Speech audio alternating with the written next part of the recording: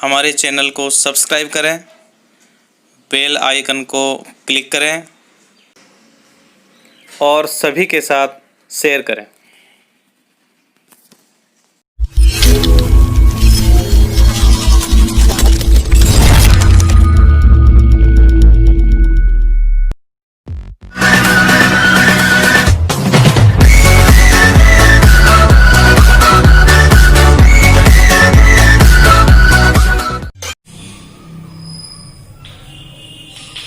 नमस्ते, maths class में आप सभी बच्चों का फिर स्वागत है।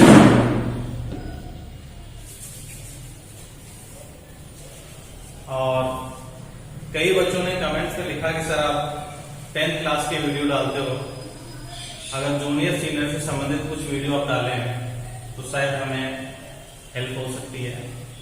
तो मैंने उनकी बात को रखते हुए आज मैं 11वीं और 12वीं क्लास जो साइंस आप लेते हैं उसमें अवकलन समाकलन बहुत जगह काम आता है। जैसे अपन ये कह सकते हैं कि छोटी कक्षा में जोड़ भाग के गुणा भाग सिखाया जाता है पहली कक्षा से, ठीक वो ही 10वीं के बाद में पहली कक्षा आपकी 11वीं होगी। पहले तो आपको देखो सब्जेक्ट का चयन अपने रुचि के अनुसार करना है, दबाव में आकर नहीं करना है, क्योंकि रुचि से जो सब्जेक्ट आप लेते हो उसमें बहुत अच्छा तैयारी करके आप प्रदर्शन कर सकते हो और एक वो इंटरेस्ट होता है उसमें। और वैसे कहते हैं ना, इंटरेस्ट ब्याज दी गई मूल राशि में ब्याज मिलता है तो बड़ा आनंद आता है। तो वही चीज आपकी सब्जेक्ट से संबंधित है। तो देखिए, चाहे आप साइंस में मैथ्स लें या बायोलॉजी लें, हर जगह यानी फिजिक्स में बायोलॉजी वालों को फिजिक्स में अवकलन समाकलन करने की आवश्यकता पड़ेगी। और चलो उसमें बायोलॉजी वालों को कम सूत्रों की आवश्यकता होती है, लेकिन अगर आप पूरी डिटेल्स इसमें पढ़ लें तो जब कोई आप एग्जाम दें तो उसमें किसी भी प्रकार के क्वेश्चन में आपकी दिक्कत नहीं है। और मैथ्स वाले तो अपने आप ही सीख लेते हैं अवकलन समाकलन, उनके तो कोर्स में चलता है। तो मैं आज आपको एक सरल से सरल तरीका बताऊंगा कि जिसको कुछ भी नहीं आता वो भी बड़ी रुचि से ये काम कर सकता है। लेकिन उसके लिए मैं कुछ फार्मूले आपको बताऊंगा, उनको आप देखें। एक बात और है कि यदि आप फार्मूलों को रटते हो तो फार्मूले बहुत जल्दी भूल जाते हैं। ये प्रैक्टिकल करके आप देख सकते हैं, क्योंकि कई बच्चे रट लेते हैं। जैसे सर कहते हैं कल आपसे पूछेंगे तो आप रट लेते हो, लेकिन आपको भूलने का डर रहता है, पता नहीं कब भूल जाए। इसलिए मैं आपको एक तरीका बता रहा हूं कि कभी भी आप डरो मत, रटो मत। आप इन सूत्रों को एक कॉपी में लिख लो, पन्ने पर लिख लो, और जब भी आप क्वेश्चन करते हो तो बार बार देख करके करो। साइड में लिख करके तैयार रखो, सूत्र देख करके लिखो, उसको अप्लाई करो। बार बार सूत्र का प्रयोग करने से फिर आपको देखने की आवश्यकता नहीं पड़ेगी, याद हो जाएगा। मैं जब भी कभी कक्षा में पढ़ाता हूँ फार्मूले की जरूरत होती है, पहले समझा देता हूँ, फिर मैं आधे बोर्ड पर फार्मूले लिखता हूँ और फिर मैं इधर समझाता हूँ। बच्चे तुरंत उसमें देख करके बताते रहते हैं कि किस सूत्र में कौन से सूत्र का प्रयोग कैसे होगा। ये अपने आप याद होता है। ये मस्तिष्क जो है एक तरह से कंप्यूटर है, इसमें फीड होता है और जो इसमें जमा है उसको निकालना अपने आप आता जाता है। वही मोबाइल की तरह मेमोरी तो है ही, मेमोरी मोबाइल में होती है। तो देखिए, मैं अवकलन समाकलन जो समझा रहा हूं, पहले अवकलन लेंगे अपन। अवकलन और समाकलन पूरक हैं एक दूसरे के। तो सबसे पहले मैं अवकलन की पहली सीढ़ी शुरू कर रहा हूं, यानी सीढ़ी का पहला स्टेप, कि आप उसको कैसे तैयार करें। डरने की कोई बात नहीं है। वो वैसे कहते हैं डर के आगे जीत है, तो डरे नहीं, रुचि बना करके पढ़े। तो मैं आपको बता दूं कि ये जो अवकलन में बता रहा हूं, ये अवकलन आपके 11वीं में भी काम आएगा और 12वीं में तो बहुत विस्तृत ढंग से काम में आता है। तो मैं तो ये कहूंगा कि चाहे वो बायोलॉजी के स्टूडेंट हो और चाहे वो मैथ्स के स्टूडेंट हो, अवकलन और समाकलन अवश्य सीखें। मैं तो ये कहता हूं कि आर्ट वाले को भी सीख लेना चाहिए, क्योंकि ये नई नई चीजें जो सीखते हैं उसमें पढ़ने का इंटरेस्ट बढ़ता है। तो अवकलन जो होता है उसको अपन d/dx इसके द्वारा प्रदर्शित करते हैं। अब आप ये कहेंगे डी अपॉन डी एक्स क्या हुआ, वही प्लस माइनस गुणा और भाग का जो चिन्ह होता है वो ये प्रतीक चिन्ह है कि हम अक्ष के सापेक्ष अवकलन कर रहे हैं किसी भी फलन का, और फलन को अपन fx से लिखते हैं। यानी जो भी आपको बीजीय पद दिया है वो बीजीय पद x के पदों में दिया हुआ होगा, तो x के सापेक्ष ही अवकलन पहले मैं आपको समझाऊंगा, और फिर विभिन्न फलनों का भी जो परिवर्तन फलन होते हैं उनका भी आप अवकलन कर सकते हैं एक दूसरे के सापेक्ष, x का y के सापेक्ष, y का x के सापेक्ष। लेकिन यहां पर अपन जो ले रहे हैं वो सबसे पहले सूत्रों को समझने की कोशिश करेंगे। देखिए यदि आपका फलन y के सापेक्ष है, यानी y के पदों में है और आपको y के सापेक्ष अवकलन करना है, तो हम इसको d अपॉन dy लिख सकते हैं। यदि x के सापेक्ष करना है तो इसका प्रतीक चिन्ह हो जाएगा d अपॉन dx हो जाएगा। इसका मतलब ये हुआ दिए गए फलन का y के सापेक्ष अवकलन किया है, इसमें हो गया x के सापेक्ष किया है, और यदि मान लो मैं ऐसे लिख दूं d अपॉन dt, तो इसका मतलब क्या हुआ कि हम दिए गए फलन का अवकलन t के सापेक्ष करते हैं। अवकलन का मतलब होता है परिवर्तन, परिवर्तन का अध्ययन होता है, इसमें समाकलन में इकट्ठा किया जाता है, योग होता है। तो ये तो इसके प्रतीक चिन्ह है।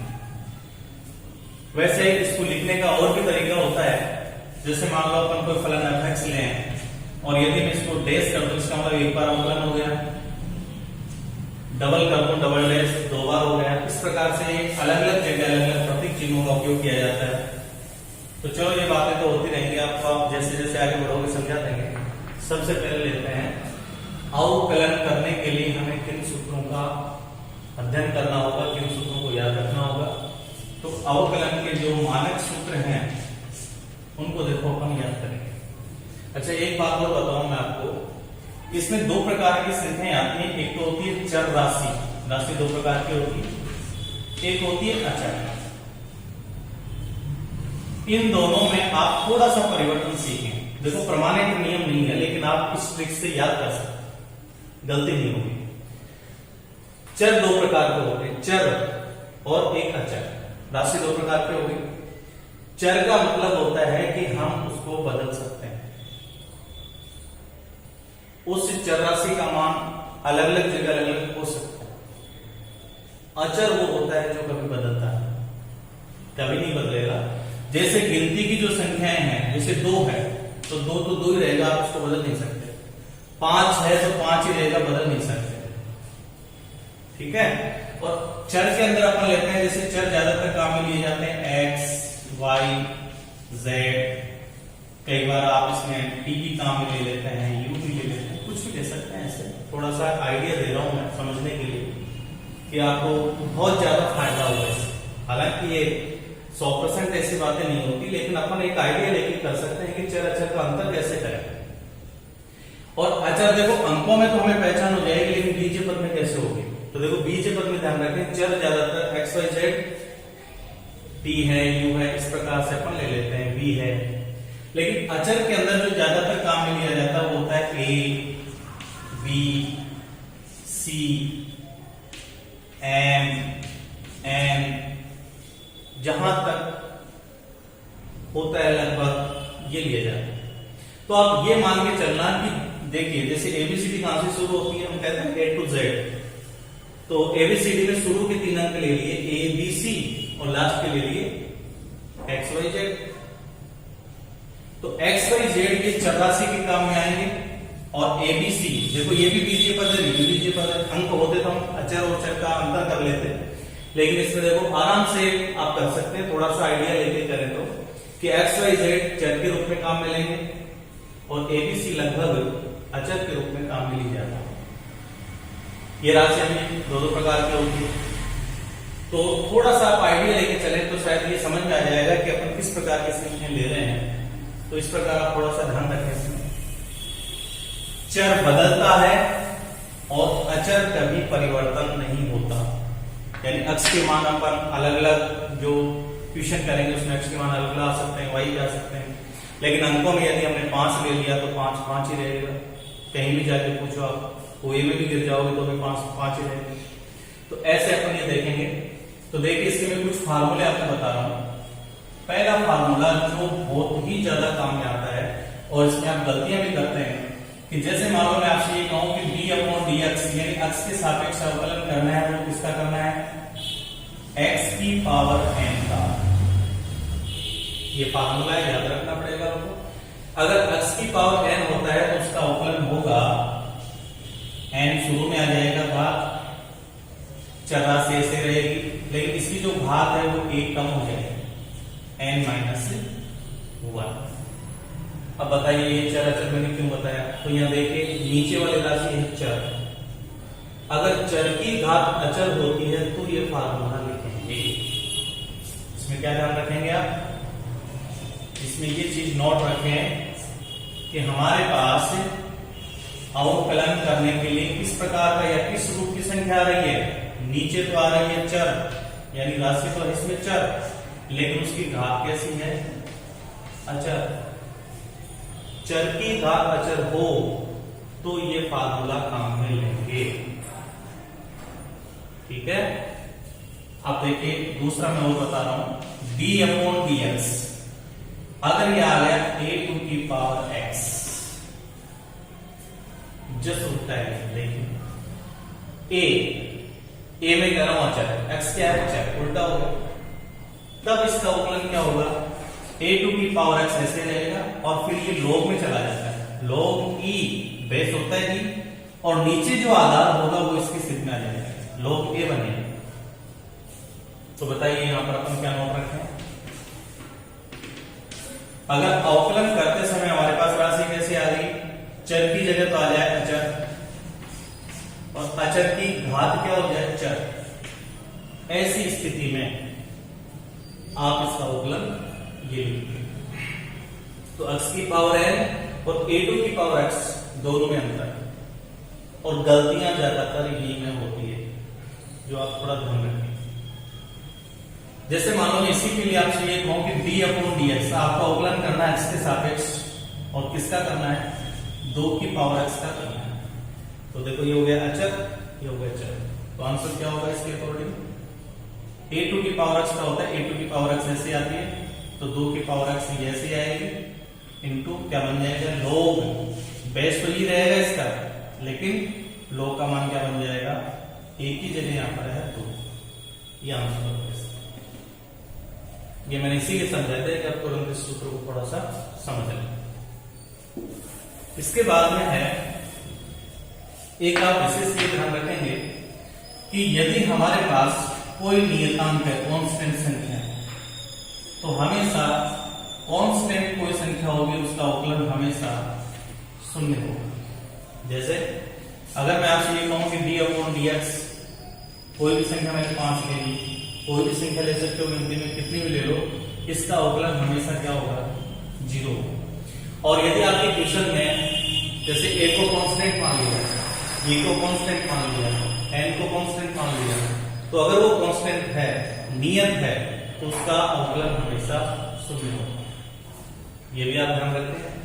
तो देखिए वैसे देखा जाए तो सबसे मूल सूत्र जो है, सबसे ज्यादा जो काम में आएगा वो x की पावर n का ही आएगा। बायोलॉजी वालों को तो ज्यादातर यही काम आएगा, ये तो बहुत कम आते हैं काम में, ये कांस्टेंट का ध्यान रखना है। आगे देखिए, अगर हमारे पास एक d अपॉन dx e2 की पावर x का यदि अवकलन करना है, इस रूप में एक संख्या होती है e2 की पावर x, इसका विस्तार भी आगे ट्यूशन आगे पढ़ाया जाता है। इसमें e2 की पावर x का हमेशा अवकलन e2 की पावर x ही होगा, ये आप ध्यान रखें। e2 की पावर x का अवकलन हमेशा e2 की पावर x ही होगा। पांचवा d अपॉन dx, तो आपने ले लिया x की पावर n, a2 की पावर x, कांस्टेंट का ले लिया, e2 की पावर x का ले लिया। अब d अपॉन dx, देखो मैं एक और बता रहा हूं, कई बार इतना काम आता है कि गणना करने में टाइम लग जाता है। यदि आपके पास कोई भी चर राशि का अंडर रूप है, चर राशि का अंडर रूट है, यानी अंडर रूट x का यदि आपको x के सापेक्ष अवकलन करना है, तो आप इसको याद कर लो, 1/2 अंडर रूट x होता है ये वाला। अब ये क्यों होता है, ये देखो मैं आपको समझा देता हूं। यहाँ कि जैसे हमें d अपॉन dx का करना है, अंडर रूट x का अवकलन करना है, तो हमेशा एक बात का ध्यान रखिए आप कि किसी भी राशि के ऊपर अंडर रूट होगा तो उसकी घात होगी 1/2, यानी b अपॉन dx x की पावर होगी 1/2। अब आप देखिए मैंने ऐसा कौन सा फार्मूला लिखा है जो इससे तुलना कर सकते हैं, x की पावर n, इससे x की पावर ये हो गया।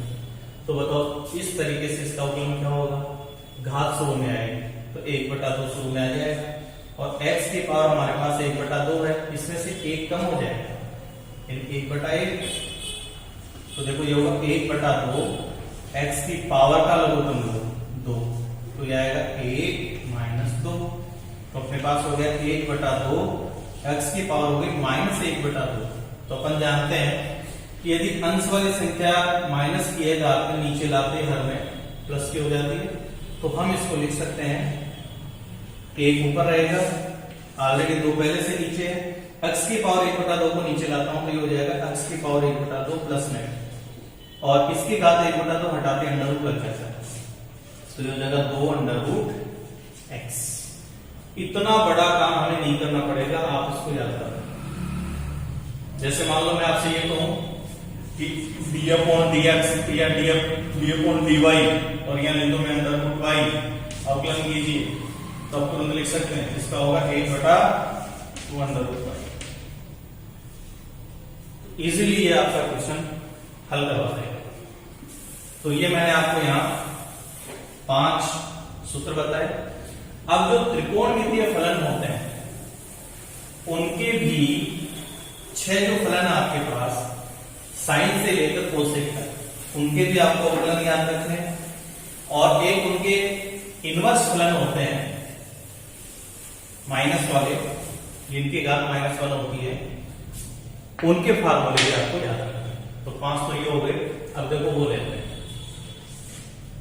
d अपॉन dx, अगर आपको साइन x का अवकलन करना है तो साइन x का होता है cos x, फिर d अपॉन dx cos x का करना है। अब यहां ध्यान देना, अगर अवकलन करते समय देखो ये एक याद रखने का तरीका है केवल, cos में आता cu, अगर आप अवकलन करें cu आ जाए तो मान लो कि माइनस का चिन्ह आ, तो cos x का हो जाएगा माइनस sin x, d अपॉन dx sin x का क्या हो गया cos x, और d अपॉन dx अवकलन करेंगे cos x का, तो ये होता है माइनस sin x। अगला लेते हैं d अपॉन dx, d अपॉन dx sin cos अब 10 का ले लेते हैं, 10x का करना है, इसका होगा sec स्क्वायर x। बताओ इसको कैसे याद करें। आपने देखो पाइथागोरस प्रमेय में इनकी सरसमीकरण पढ़ी थी, एक तो क्या पढ़ी थी sine square theta plus cos square theta बराबर 1, एक क्या पढ़ी थी 1 प्लस टेन स्क्वायर थीटा बराबर होता है सेक स्क्वायर थीटा, एक था 1 प्लस कोट स्क्वायर थीटा बराबर पड़ा था कोसेक स्क्वायर थीटा, ये पढ़ा था। मैं सिर्फ ट्रिक बता रहा हूं, इससे कोई संबंध नहीं इसका। देखिए 10 का आप यदि अवकलन करेंगे तो सरसमीकरण बताओ 10 के साथ क्या था सेक स्क्वायर, तो याद हो गया d अपॉन dx 10x का होगा सेक स्क्वायर x। तो देखिए इससे आगे d अपॉन dx अगर कोट x का करना है तो ध्यान देना कोट में cu आ गया तो पहले माइनस लगाओ, और कोट की सरसमीकरण के साथ बताओ क्या दिया था कोसेक स्क्वायर, तो यहां लिख देंगे कोसेक स्क्वायर x। अब आप ये मत करना ये तुलना इससे करनी है, ऐसे नहीं, याद रखने के लिए बताया मैंने कि 10 के साथ सेक होना चाहिए और कोट के साथ कोसेक होना चाहिए। यहाँ परमानेंटली ये पकड़ ही लो कि नहीं साहब ये आपने बताया था, ये तो हो ही गया, ये तो सिर्फ याद करने के लिए बताया मैंने। इसके बाद में आता है d अपॉन dx, और के बाद में लेते हैं अपन सेक x, तो इसका होता है सेक x tan x, सेक x tan x होगा, ठीक है। और फिर लेते हैं d अपॉन dx cosec x, तो कोसेक में सी आ गया तो ये हो जाएगा minus cosec x cot x. ये आपके 6 हो गए। ऐसे कैसे इनके इनवर्स के लिए हैं, तो इनवर्स के लिए देखो अपन लिख सकते हैं कि डी अपॉन डी एक्स। यदि आपको साइन इनवर्स एक्स का अवकलन करना है, साइन इनवर्स एक्स का करना है, तो इसको याद रखें आप, ये होता है 1 अपॉन अंडर रूट में आएगा 1 माइनस एक्स स्क्वायर।